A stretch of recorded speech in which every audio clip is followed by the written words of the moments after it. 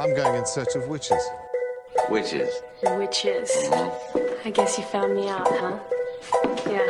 You should come around here on Halloween. You'd really see something then. Oh, yeah? Yeah, we all jump off the roof and fly. You know, sort of like a coven. You have placed Fester under some strange sexual spell. At what time will we be spellcasting?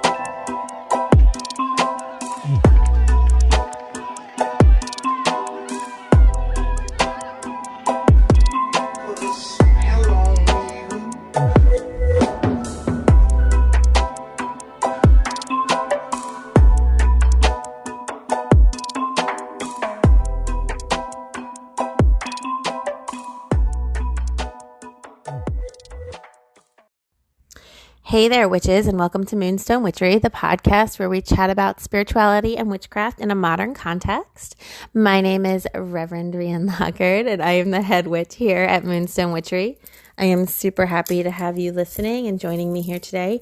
You can find me on my website, moonstonewitchery.com. I have lots of cool products, and my awesome partner has just revamped it, so you can also book intuitive readings, e-readings and sessions, life coaching sessions and things like that over there. You can also sign up for our witchy subscription box. We give you a complete set of items every month to perform a spell that I tell you how to do, and then you get an altar cloth and items that can stay on your altar, just magical items in general that you can keep and use beyond the work for that month. And we have our Crystal of the Month subscription over there too. You get a crystal delivered right to your door every month, and we hand choose these crystals from a really amazing supplier that we know. That's awesome. And there's a bunch of crystal bags and enchanted items over on the website, so check us out. And you always can find me with my memes and general chaos and wildness over on Instagram at moonstone_witchery, where we have a lot of fun. And the last thing I'll tell you about before I get into the meat of this episode is that I did finally start a Facebook group. It's still in its little baby phase right now. I haven't really been promoting it much other than here, but we are talking all about all kinds of cool things, candle making, new moon rituals, how to create spells and stuff like that over in that group on Facebook. And it is just simply called Moonstone Witchery. So do a quick search and add yourself to that group. I would love to get to know you more. Okay, so I made a poll in said witchy group, actually. That was, I guess it's not really a poll if it's an open-ended question, but I posted a post that was like, what do y'all want me to talk about on upcoming podcasts? And I got some cool responses. One of which I'm going to talk about today. And you know what? And I might do 2 podcasts. I might record 2 today if I have time. But this first one is all about woke witches. And I want to talk about woke witches and the concept of being woke in general and kind of spiritual gatekeeping in this podcast episode, because this is a real thing. It's kind of icky and gross. So put on your hazmat suit for listening purposes, I suppose. But it's just this idea of the fact that there's a hierarchy in spirituality and there's competing levels of wokeness and things of that nature. So we're going to chat about that because this is one of my pet peeves, but it's also kind of, I feel like it's kind of a red flag. A lot of my work is all about red flags and red flagginess in general. In one of my alternate lives as a multi-certified life coach in private practice, I work extensively with people who are in toxic relationships or abusive relationship dynamics, whether that's with a partner, a family member, yourself, in whatever capacity toxic relationship might show up. And red flags are a huge part of those conversations, of course. And I just want to say that we can and are being abused by the society in general, by institutions, by belief systems, by, generalized norms that run our culture. Our culture is chock-a-block full of red flags over here, where we have a lot of misogyny or homophobia or ableism or just a bunch of icktastic stuff going on in the world. And one of those things that is a sneaky red flag or a sneaky abuse dynamic that sort of exists in the world around us, the atmosphere around us, is in the spiritual communities. Now, I don't know if you have a lot of experience with this like I do, but I've been very active in a variety of spiritual communities for, I guess, like all of my adult life, because I've always been really called to a spiritual path and a spiritual profession, which is why I sought out my ordination in interfaith studies. And so why am I talking about this? Well, so many reasons, but one of them is that, you know what I don't like about gatekeeping and these extra woke people is that it diminishes the light of others. Somebody saying that they are better than XYZ or that they are more than XYZ is just so gross to me that I am immediately off put and shut down when I encounter it happening. I've done enough self-work to the point that when I hear someone speaking in language that is very hierarchical, I'm able to be like, oh, okay, that's all you. And I shut that down and walk away. It doesn't any longer have this insidious like impact on me where I internalize it and feel lesser than or feel dismantled by it. But I do remember a time in my life when it did have that impact on me. And I could feel absolutely shut down or outcasted by someone with a holier than thou attitude. And I don't like that for myself, obviously, but I really don't like that for others because I am aware at this stage in my evolution and my growth and my my process within myself and all the studies I've done and certifications, et cetera, that I may have or may not have acquired, like, it doesn't matter. But what I'm saying is all of those things have led me to understand what bullshit it all is. Excuse my language. Sorry if you are listening with children. But honestly, the more work I do, the more spirituality I study, the more, quote, enlightened I may or may not become, the more I find out that all of that is just some absolute BS. Like, full stop. Like, there's no hierarchy. There's no better than. There's no more knowledgeable than. And anybody who is asserting that they are some kind of like guru or some kind of like enlightened creature or some kind of amazing mystic on the mountaintop or whatever the case may be, they are blinded by their own light and buying into their own BS like way too hard, like for real. And so I'm going to share some examples and I'm going to just talk a little bit about this. Okay. Right now in the world is like on fire. Everything is chaos and craziness, as we all know. There's a lot of like woke policing happening. Now, I don't know if you run in these circles, but I spent a long time as a political activist and very verbal and vocal. You know, there wasn't like a protest I wasn't at. There wasn't like a sign that I didn't have in my hand. I would use my platform as an interfaith minister to speak at vigils or rallies or things of that nature to try to call people to action from a place of moral obligation and like spiritual belief, because nothing gets me madder than like the love and light only brigade, like the people who are like, this is a different form of toxicity, but the people who are like, oh, everything's just love and light and there's like a meaning for everything and there's a purpose for everything, so like we should just let things happen and let people evolve in their own way. And in some capacity, okay, I guess, like it's not anyone's responsibility. It's not my responsibility to like evolve somebody else. Like I literally can't do that. However, it is my responsibility to not allow complacency to exist in the face of like hatred and violence and abuse structures, right? And because we are in this, abusive dynamic with our actual culture and governing system of like the world, complacency doesn't really have room there. There's just not a space for it. So my whole theory, thesis statement, whatever, like the whole way I'm coming at this is to say, like, if you are a spiritual person, okay, if you are somebody who believes themselves to be spiritually connected and has done self-work and is like here to participate in, elevating the energy of the world at whole, then you're not allowed to be complacent in that.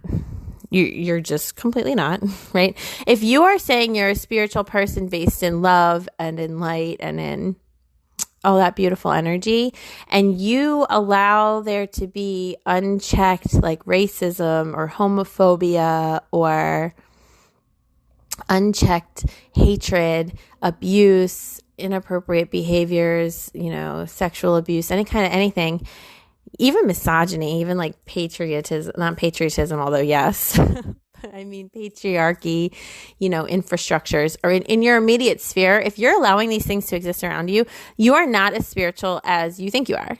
Like you are not as enlightened as you believe yourself to be. I'm going to reference back to my last podcast episode where I talked about how my chiropractor said she was watching a video of some guy like making like Nostradamus types of predictions about the world on the whole, and how he had said that he was like born ascended to level 16, and she had asked me what that meant, and I was like, I have absolutely no idea. Like, I don't know what level 16 is, but like if you are sitting there in your house like with your like racist dad and he's allowed to say whatever he wants and you don't ever call him out, then you are not at level 16. Like, or maybe you are, maybe that's what like level 16 is.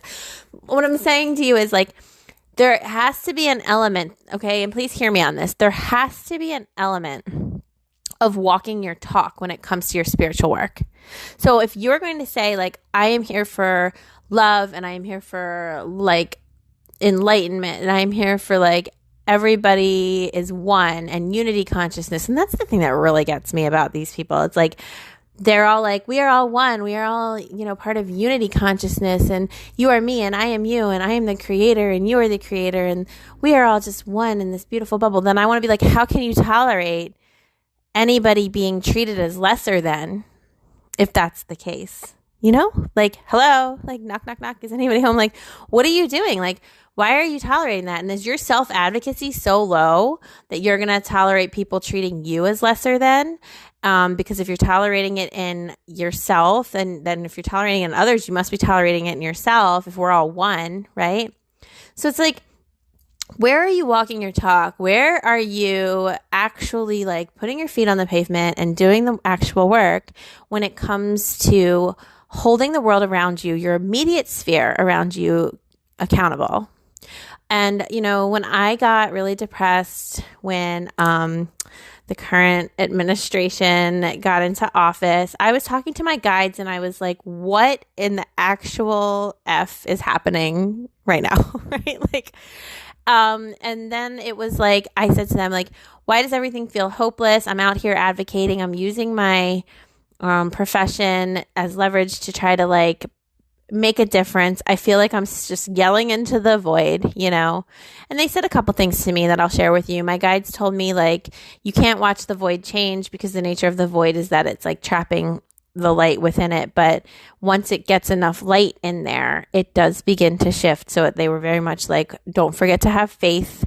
Don't forget to believe that what you're doing makes a difference, whether you can see it or not. Okay. And that's always hard for me. Faith, surprisingly, is a challenge for me, which is always throws people off. But when I explain it this way, it kind of makes more sense, where I'm like, imagine that you have always known that like the other side is there, and you've always been able to talk to them, and you've always had this like immense knowing about people and situations. You don't have to work your faith muscle very much because you just have a knowing. And that's been my whole life experience. So faith is a challenge for me because it's like, wait a minute, I don't just know without a shadow of a doubt what's happening here. And they're like, no, you have to just trust. And I'm like, but I've never really had to do that because I always had you guys like telling me everything was going to be okay, or telling me what to expect next. So they're saying, have faith that the things you're doing do make a difference, even if you can't see them. And they gave me some analogy that was like, when you eat healthy, you can't see the vitamins like helping your body get better, but you know that it does. I was like, thanks, guys. Like, like I'm going to order a pizza anyway. But my second point, which I think I might have been losing track of in this like rambling, like tangent that I've gone on here. But they said, so you have to have faith, but also they said that the way that you change the world because this was my thing. I was like, I want to change the world. I don't want the world to be like this. If I had to incarnate here at this time, like, better be for a reason. Like, what are y'all doing up there? And then I was very like, I want to change this world, like, but the world doesn't seem to be changing. And they said to me, and this is stuck with me, and this is what I want to share with you. They said to me, the world changes when you change your own world. Okay, so what does that mean? The world changes when you change your own world means, like, every one of us is responsible for our mini worlds. Like, we all have our own little mini world. Like, I was talking with someone not too long ago, and we were having this conversation where it was like we were in traffic, and it was like, oh my God, do you realize that each person in every car around us, and this was like traffic, like wall to wall, bumper to bumper, I guess it's not wall to wall, but it's bumper to bumper traffic. I was like, every single car has a person inside, and every single person has a life as rich as our own lives. Like, each of those people, like, has their best friend, or has their mom and dad, or has, like, their siblings, and maybe there's drama with some of those people, or there's, like, love with some of those people, or there's, like, whole stories with each of those people. And each car contains this person, and each person in each car contains this whole vibrant, like, world. And it's like almost mind-blowing when you look at a sea of cars and you realize that each one of them is so rich and full of so much, just like your own life is, that it's like almost hard for your brain to really comprehend that. But and yet somehow it's true. It's that paradox that I'm always obsessed with. Like, all of life is a paradox, and I'll have to do a future episode on that. But what I'm saying is, it's like, it seems impossible, right? It seems like the most possible thing, of course, obviously, like, duh, Rianne, of course that's what's going on. But at the same time, it's like, but how can each person's world be so bursting with so much, and yet it all be contained here? And that's why they said to me, you change the world by changing your world. And so they don't necessarily, although partially, they don't necessarily just mean like change your world, like get rid of toxic people and bring in positive people. Although, oh my God, please do that. Like, yes, definitely do that. Like, let's get rid of all the toxic people and let's just only bring in people that uplift us and make our lives better, because why the F would we ever do anything else? Okay, first of all. But second of all, they also mean like, make your immediate world match your belief system. And if each of us was to do that, if each of us was to dedicate ourselves to taking no shit when it comes to our own world, right? Because that's like a fundamentally witchy thing. There's something like a sentence like that. It's like, oh, it's do no harm, but take no shit. That's one of the like perceived Wiccan creeds. And it's like been manipulated. It's not like exactly how it was written in like the Wicca manual. But what I'm saying is, it's like, do no harm, but take no shit. So the point is, it's like, when you craft your specific world to match your specific value system, or like what you believe to be the overarching like kind of direction that humanity is going in on the whole. And for me, humanity is heading, hopefully, and most of us, many of us, like millennials and younger, are at least trying to craft this realm, this world, this existence that is like non-binary in a lot of ways, not just with gender, but yes, with gender, but it's like inclusive. It's not heteronormative. It is not patriarchal. It is non-binary. It is not burdened by all these like shoulds. There's no racism allowed. Like, we're not going to be like judgy AF. Like, we're trying to just get rid of the bullshit so we can kind of get to actual work here, which is like, can we create like a sustainable world where everyone is fed and clothed and sheltered, like fundamentally, hello. And then also, can we create like a sustainable world where people actually get to just be like happy and like alive and doing what lights their hearts and souls up, rather than like creating some crazy classist society where people are struggling just to exist, or where cancer can bankrupt a family and make them lose their house, or where people are having to enter into some competitive career system in which ultimately it amounts to just like meetings and pushing papers around a desk to see how much money you can acquire, when at the end of the day, maybe like all you're doing is living for 2 weeks a year where you can go sit by the lake and go fishing or something. Like,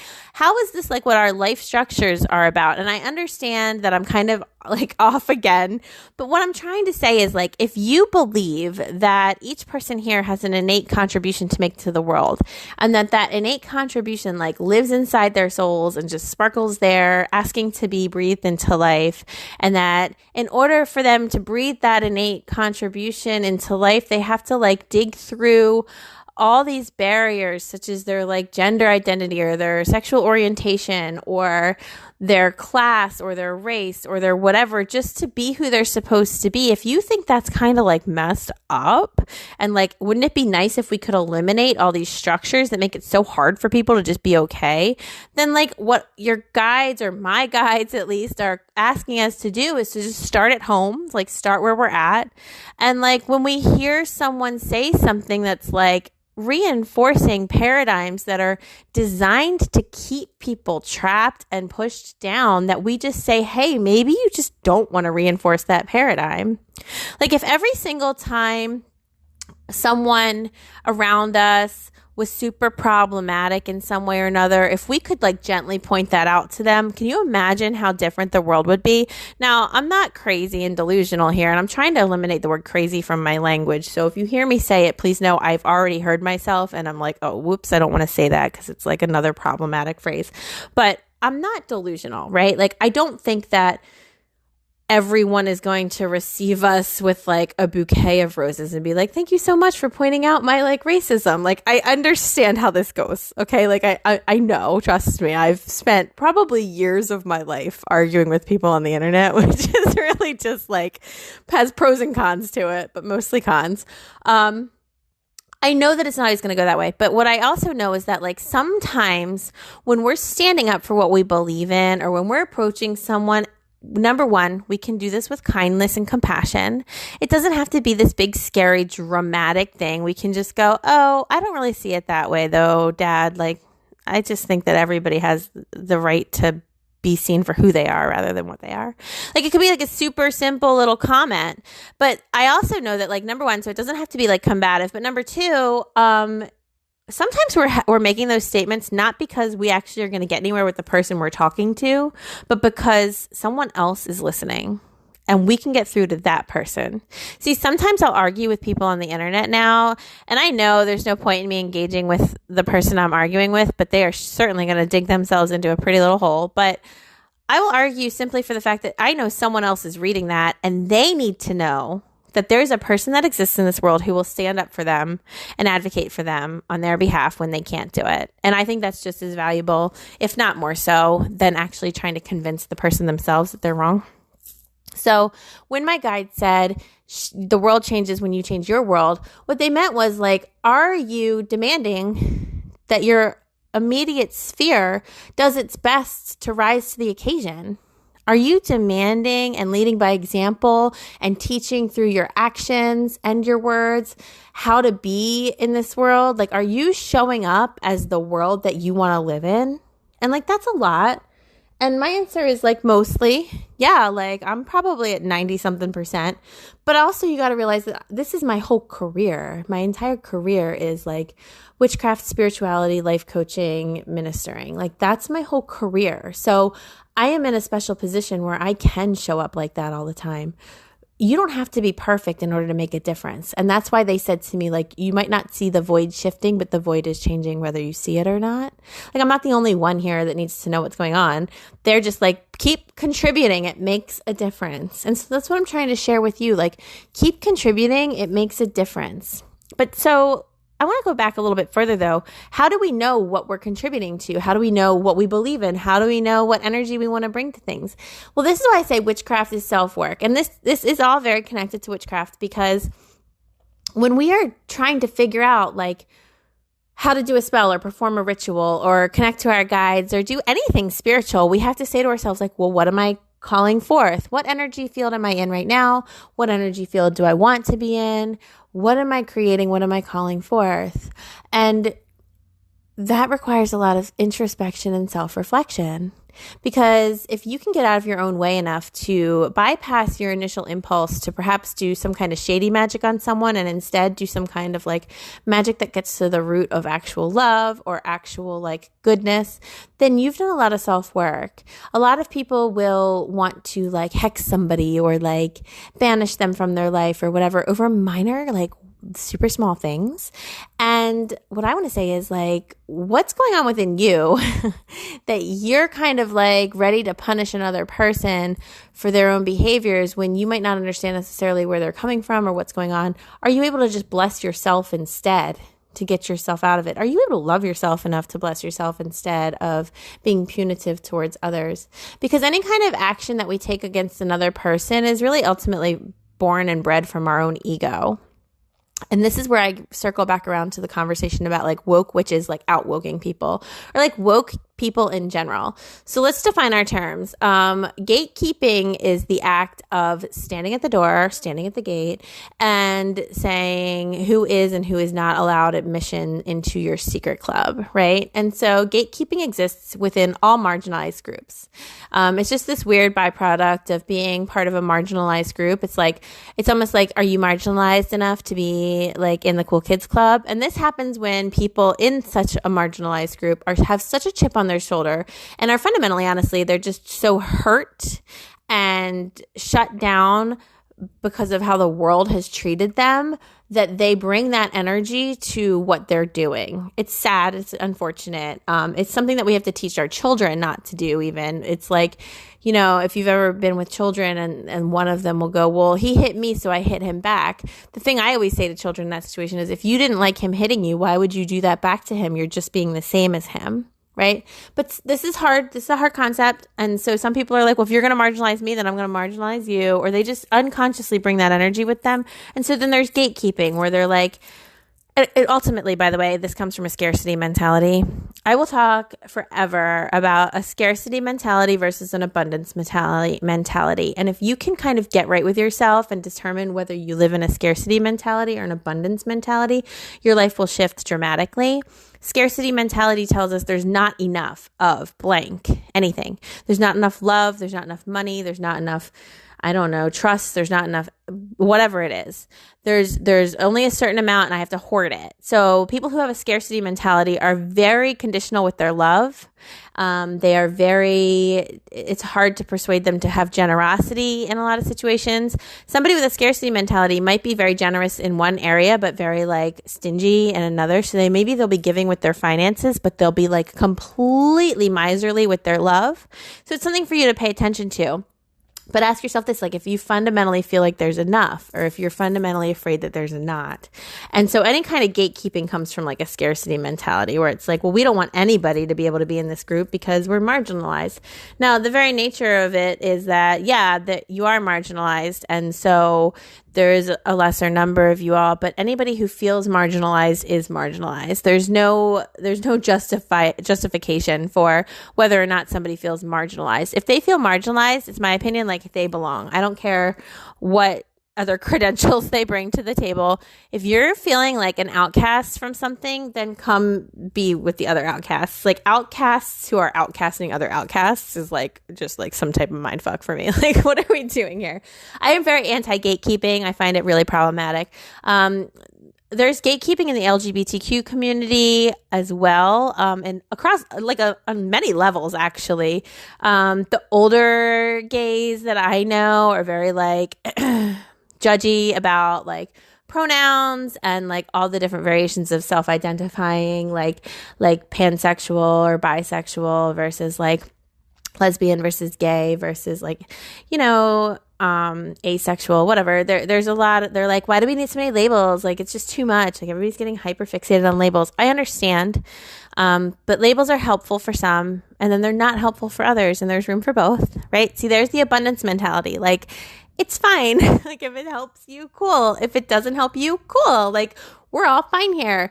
But once you start judging it and being like talking down about it, that's ego. And that's something getting triggered within you where perhaps you were envious that you didn't have that many options at one point. So you didn't get to really learn yourself on that level. And so instead of like saying, oh, I wish I had had that chance and I'm going to take it now, you turn around and judge other people who have that chance and are taking advantage of it. It's a very common reaction, but I just wish people could be a little more introspective with themselves and say, like, if I'm having the impulse to judge, what does that mean about me within myself, and how am I judging myself and withholding from myself? Because usually when we're judging someone else, it's because they have what we've been withholding from ourselves, and then we feel all messed up by that, when in reality we could just say, what do I need to do to give to myself what I've been withholding from myself that this other person has, you know?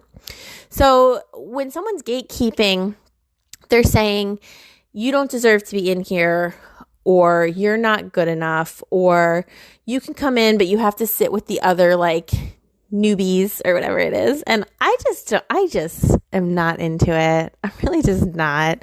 So there's like gatekeeping in the witchcraft community where a lot of witches are like buying what they're selling and they believe their own ego, and they are very much like, somebody will just dub themselves a high priestess of something or another, or somebody, my favorite is like all these white shamans that are everywhere. And I get a lot of backlash for this comment that I'm going to make anyway, especially in the local spiritual communities of which I am a part, because I keep being like, you can't be a shaman. Like, it's appropriative. It's appropriation, because there are certain religions in the world who believe in shamanism, and shamanism for them is a religious word. So that would be like me walking around being like, yeah, I'm a Catholic priest. And it's like, no, you're not though. Like, what? You know what I mean? Like, I could say like, I'm devoutly Catholic. I'm not saying that because that is not true, but I could say I am a devout Catholic. That would be more accurate than me just like grabbing the title Catholic priest, which, by the way, I don't know why anyone would want that title at this point, really, but you know, whatever. Grabbing the title of Catholic priest and like putting on the little collar and being like, yo, hey, like Catholic priest in the house, like, and everyone be like, but you're not, you're clearly, there's so many reasons why you're not a Catholic priest. And I could just like make a website that says like, I'm your Catholic priest, like come to me for like all priestly encounters or whatever. I mean, now it's starting to sound like an illicit website. I'm gonna stop. But what my point here is like, that's what y'all are doing when you're calling yourself a shaman. It's just that you don't know you're doing that, because guess what? We don't live in the area where like shamans are a predominantly religious like title that many people have. And so how did I get here? What am I talking about? My point is like, you can give yourself whatever titles you want, but ultimately titles are just words. I mean, again, as with labels, like they're helpful until they're not. A title is helpful for you to understand how to receive the information you're being given to, like you're being given from somebody else. Okay. So in that case, right, titles are helpful.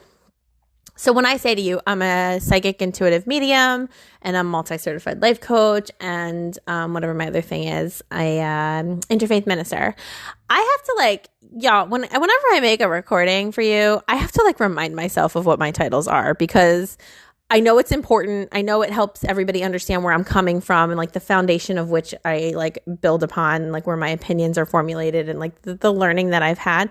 But at the same time, whenever anyone asks me to speak and they ask me to write a bio, I never really include my titles, and I don't ever sign my work like Reverend Rian Lockard. But you'll notice at the beginning of this podcast, I introduces myself with it, and that was intentional. I don't do that because to me, I'm just like, who actually cares? Because nothing about me is going to be transferred just by my title. You're going to know all about me by interacting with me. And sometimes you do need to hear what my title is so you can understand how to receive the learning that I'm giving you. And if I'm working in a professional capacity, it makes a difference. But ultimately, what it's going to come down to is like, do I show up in the way that resonates with you based on what your expectations are, you know, birthed out of that titles that I've been given? So what am I talking about? Why am I talking about this? Well, I was recently sent a message from a girl who's awesome, by the way, in my Instagram. And she's been like trying to share this podcast with people. And her post got taken down because the lady running the group was like, well, I don't like having other mediums stuff being showcased here. And I'm like the high priestess here and nobody else is. And, I was like, all right, well, cool. Thanks for trying. Like, didn't bother me, but I mean, I get it. But at the same time, this girl was upset by it because she was like, this just feels like a lot of ego though. And I was like, yeah, absolutely. This kind of stuff always comes from ego because it's a scarcity mentality, because it's like there's fear that there's not enough. When I was in college, I was a creative writing major and I had this really great job where I got to teach writing to children. And one of my mentors, he's actually this awesome writer named Jonathan Mayberry. You might have known some of his work. He's like a New York Times bestseller, awesome person, super cool. But he taught me this. He said, never worry about competition with your writing because people don't read just one book. So if there's an audience out there that is like consuming consuming products that are similar to what you're going to put out, they're going to consume your product too. There is enough for everybody. And he subtly laid that foundation for me of just having this understanding that there's enough for everybody and ego doesn't really have a place there. So when you encounter people who are like, well, my witchcraft is superior because of this and this, or when they are talking down to you or having this very authoritative point of view based out of their spiritual evolution or themselves being like up on some ledge that they have likely put themselves up on, or where they've like bestowed upon themselves some kind of title and they're using it a lot, or they're using it in a way to kind of keep out others' thoughts or keep out others' opinions or keep out others' perspectives, and they're not open and they're not saying, tell me what you guys think about this, or tell me how you do this, or tell me how you do that, or like, what are your guys' opinions? And they're not actually there to receive, but they're only there to talk at you. I want you to understand that that's kind of red flaggy, right? Like that's kind of like not the best. See, the way I approach spirituality is I dive in. It is this endless like sea, and I like it to be like a glittery, really like pretty sea because that's just my aesthetic. But there's mermaids and like starfish, and there's like these, what are those guys called? Seahorses. There's little seahorses there, and like pretty conch shells like in Moana, and like this is like a glittery sea that I'm in, and it's so pretty. But my pretty sea that I dove into, it's infinite. Okay. But yet I'm choosing to swim it anyway. And that sea for me is called spirituality, like self-work. It's called like the immense world of witchcraft, the vast empire of spiritual self-work and spiritual guidance. It's called the endless sea of philosophy. There's so much happening in this big, beautiful sea that I have dove into it knowing I can never swim the whole thing, and yet doing it anyway because it's all I want to surround myself in is this pretty, warm, glittery mermaid, seahorse, starfish, seashell sea, right? Like who doesn't want to be there?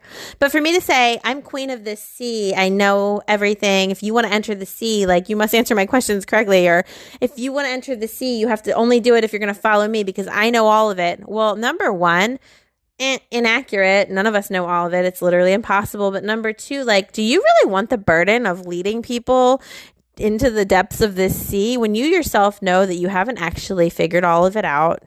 And now you're like jeopardizing others. I would much rather be swimming in the sea with people. And if you all like how I'm doing a certain thing, I am happy to teach it to you. And I'm also going to observe how you are doing things because we are all in this together. I simply do not believe that there are some people who are just like better than other people or more knowledgeable or deeper or whatever. I really simply believe that there are those of us who have done some work to allow ourselves to exist more easily within ourselves, to just kind of love ourselves more and to trust ourselves more and to be with ourselves more authentically. And for those of us who've done that work, it's just a little bit easier for us to allow everything to happen than it is for people who are still fighting to get through all the conditioning that's been put upon them and the abuse and the trauma and the just BS of existing. But that doesn't make anybody better than anybody else. Any of us who have learned how to have compassion for ourselves must therefore extend compassion to others as much as possible until we are all at that same place where we can feel that compassion and that love. And so the way this comes up a lot on the internet or wherever is through this gatekeeping, outwoking of each other thing that I just am so not into, where it's like I had a white lady yelling at me for not being proactive enough because I wasn't doing what she thought I should be doing in regards to protesting and things like that. And fundamentally, it bewilders me because we're all on the same team here. This lady is a huge advocate for equal rights, Black Lives Matter, all of that stuff. I am a huge advocate for equal rights and Black Lives Matter as well. But she was just so in her judgment of me because I couldn't go to one protest on one day that she was going to, and she thought that I should go there.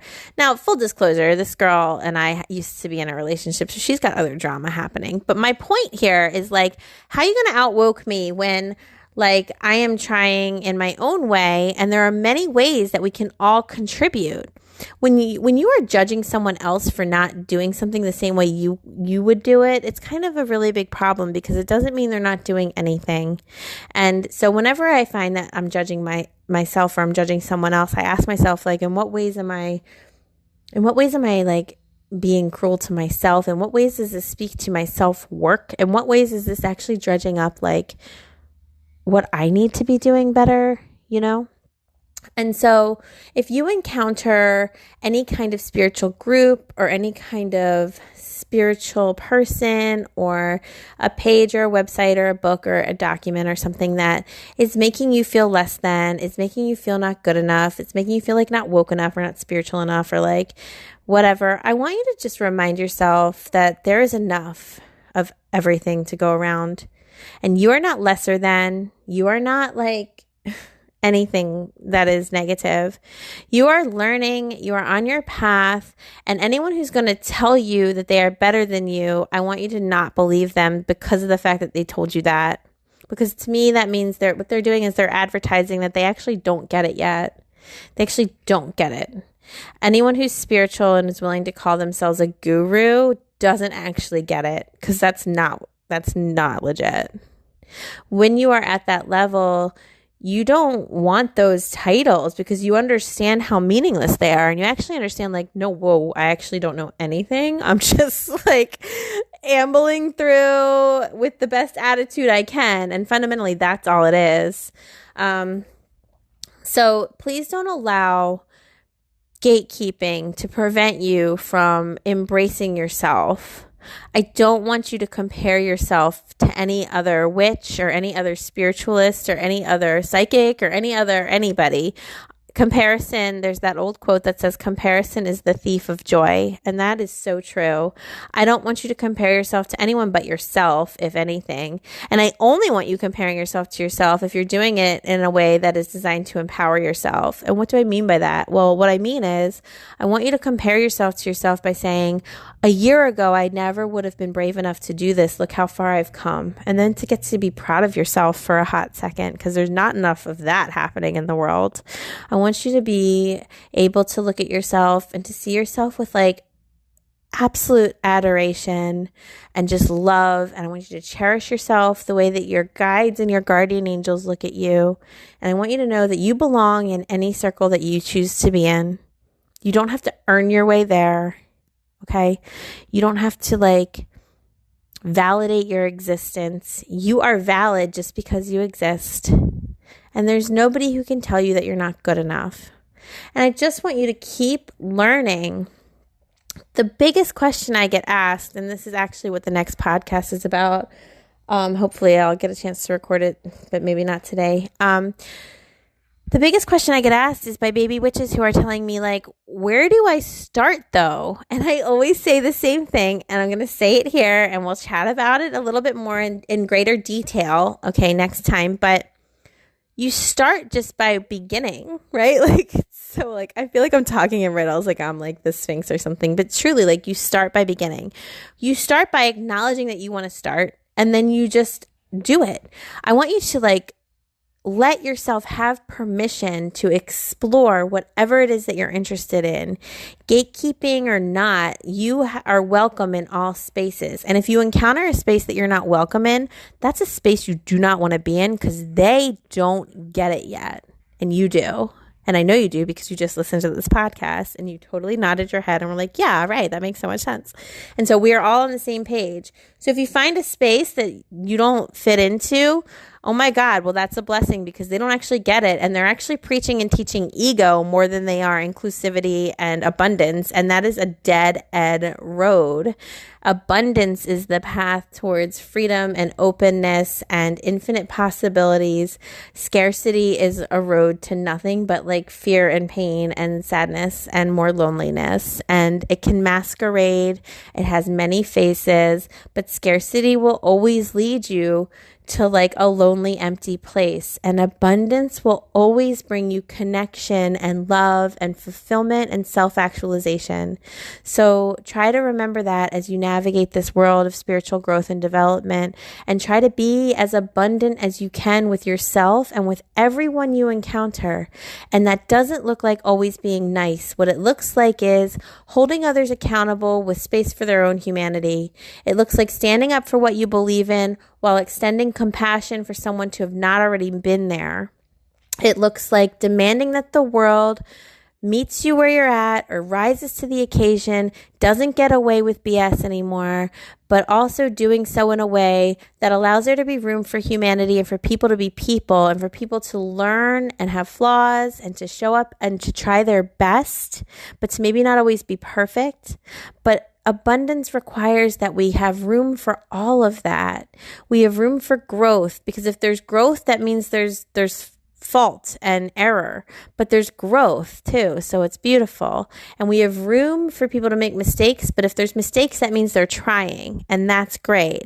And we have room to call people into accountability in a really loving way that leaves room for them to figure it out for themselves without perpetuating more negativity. That's what abundance offers us, and that's what abundance gives us.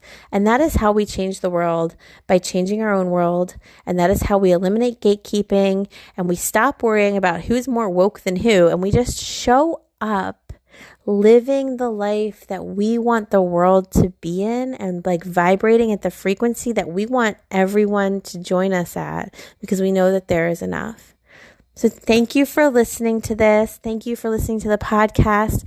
If you subscribe to my podcast, go on over to Instagram and let me know, and I'll give you a follow back, because I love that. And I like to see what's going on in the news feeds of everybody that I'm following. So thank you again for listening. Find me over on moonstonewitchery.com or on Instagram at moonstone_witchery. Join me in the Facebook group Moonstone Witchery, and I am looking forward to talking to you next time. Lots of love.